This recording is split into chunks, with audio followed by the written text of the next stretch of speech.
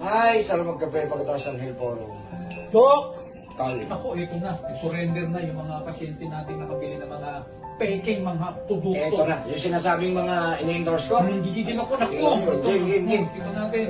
Ano natin? Ako, ano ba ito? Ang pangalan? Bituon Herbal Oil. Ako, nakikita Hindi natin yan. Yan. Ito. Shellumina Pro. Selumina Pro, peke. Hindi natin yan. Ito pa, Cystocure. Peke. Ito pa, CoQ10 Selenium. CoQ10 sila nyo, peke.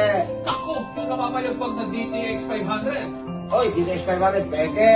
At meron ditong Colon Care Advance. Peke. Another Cystocure. Peke. Nak. Okay. Pare ko i-check natin may ito ha. Ano bang bakit? Oh. Kasi dito natin malalaman bakit lumalabas na ini-endorse ko to. Tingnan natin. Unang-una, Sige pag, na. pag sinilip mo, ayan. 1, 2, 3, Oh, ilan na to? 5.